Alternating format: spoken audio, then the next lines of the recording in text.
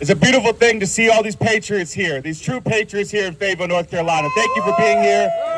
I know y'all have had a sustained effort right here in this spot, and that's so incredibly inspiring to me, and it reminds me of another effort that happened. I know a lot of us here were activated during the Black Lives Matter movement when we lost a Fayetteville native by the name of George Floyd in Minnesota.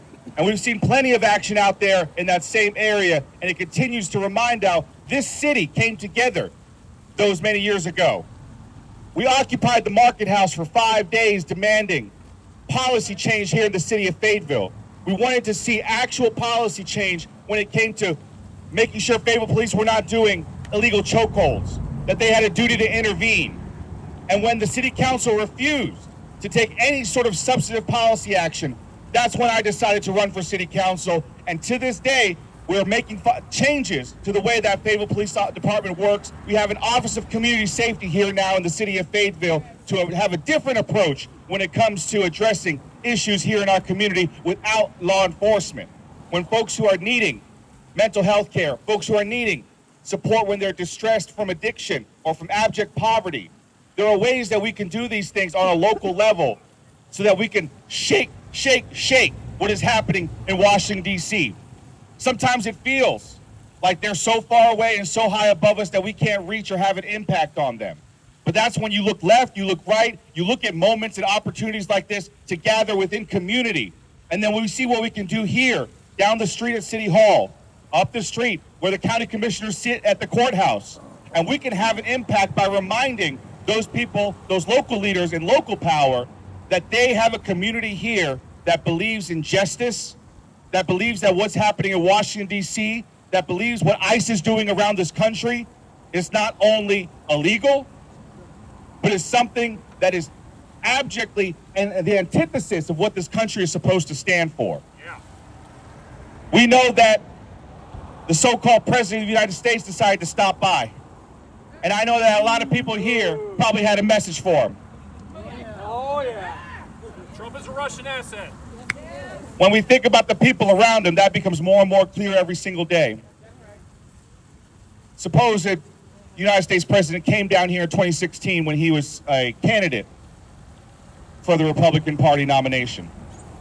Myself and a few others went to the Crown Coliseum, and we stood on the floor for hours and hours while Diamond and Silk did their little show, and it was a lot of silliness that day.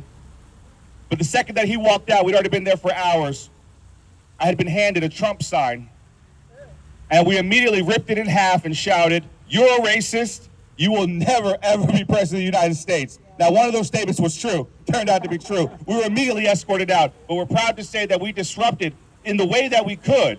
Before someone like that came into our city, came into our area, he was going to hear from us from day one up until today in 2026. They are still continuing to hear from us, the people who have something to say about the hatred he spews, about the bullying he conducts from his office, that we will not stand for it, because what do you do when you see a bully? You stand up to that bully every single time in every single place. So I'm so inspired to see that what was just me and one other friend at the time, I'm seeing dozens of us out here. I know you were there too. Thank you so very much. I see dozens of us out here now. The movement is continuing to grow. Sometimes we see it in Raleigh, sometimes we see it in Chapel Hill, we see it in Charlotte, and I used to wonder, well, what about Fayetteville? We're pretty rough and rowdy. We got some deep blue patriots around here. Absolutely. So it's so inspiring every single time that FRC brings folks out, that the Now Women bring folks out, that all the many organizations that have been fighting so hard for so long continue to inspire, and I see new faces every single time. That means that, like we already knew, justice is on our side. Slowly but surely, we will see a day when justice finally takes back over, but it's not going to just happen. Nothing like that just happens. The fights that we had 60 years ago, it's sad to say, but clearly we're having them again 60 years later.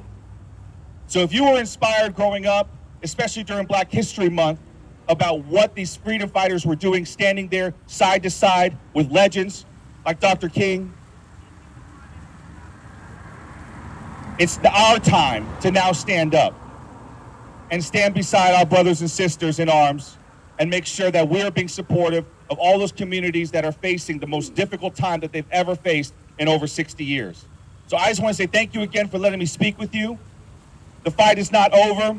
In fact, we're having to fight some of these fights all over again, but it reminds us that this is a continuous struggle, and you are not alone. Take solace in the community around you and continue to fight. Thank you so very much, everyone.